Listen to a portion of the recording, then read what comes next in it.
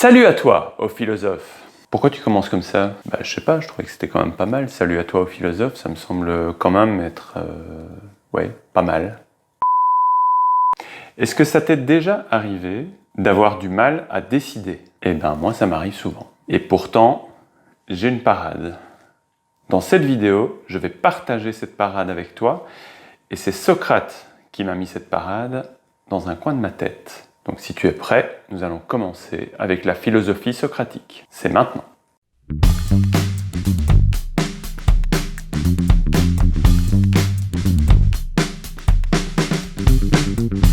Nous sommes tous à la recherche de bonheur. Mais qu'est-ce que le bonheur? Et néanmoins, c'est quelque chose que nous recherchons tous.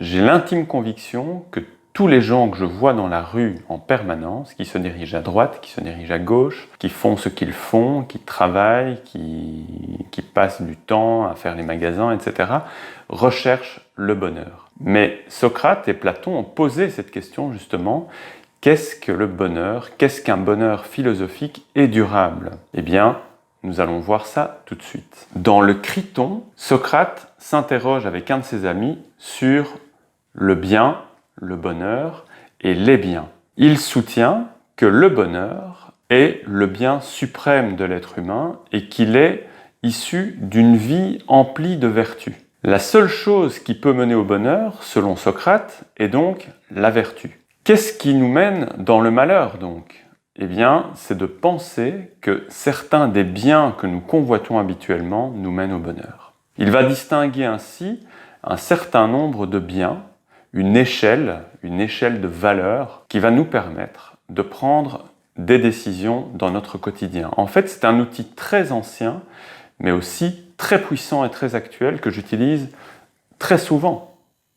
Et donc, nous allons voir tout de suite quelles sont ces différentes catégories de biens qui nous amènent à certains moments à remettre en question le bonheur. Il y a deux sphères, la sphère de l'avoir et la sphère de l'être, selon Socrate. Dans la sphère de l'avoir, nous avons les biens accessoires.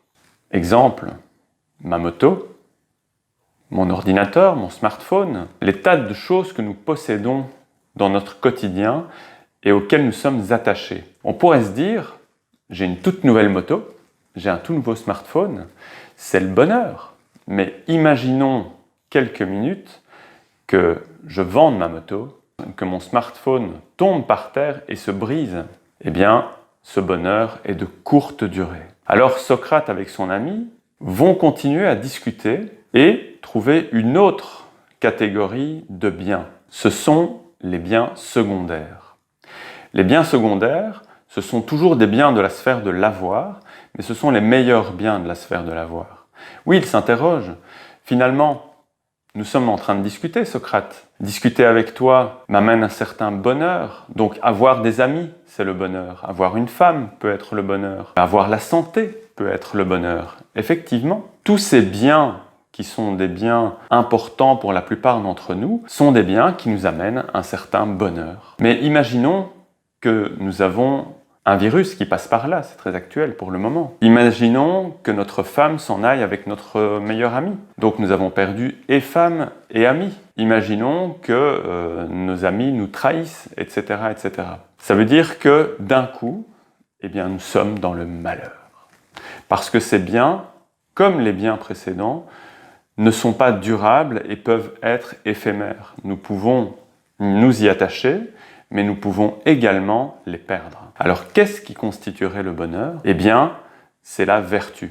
Le développement des vertus à l'intérieur de nous-mêmes constituerait le vrai bonheur selon Socrate. Mais pourquoi? Eh bien, parce que si nous nourrissons les vertus à l'intérieur de nous-mêmes et que petit à petit nous devenons vertueux, c'est une chose qu'on ne pourra pas nous prendre, qui ne pourra pas disparaître. Je prends comme exemple les philosophes de la Renaissance, qui ont passé leur vie à développer la vertu et qu'on a essayé de leur prendre en les torturant, en les brûlant. Eh bien, la plupart d'entre eux n'ont pas abandonné leur vertu et leur bonheur. Ils ont continué à vivre pour leur liberté et pour leurs idées, et même sur le bûcher, ils ont continué à prôner, en tout cas certains, leurs idées. Ça, c'est le vrai bonheur. Et le résultat d'une vie vertueuse, c'est le bonheur ultime, c'est le bonheur durable. Eh bien, justement, dans cette toute petite vidéo, je vous souhaite à vous tous, chers philosophes, d'avoir dans votre vie quotidienne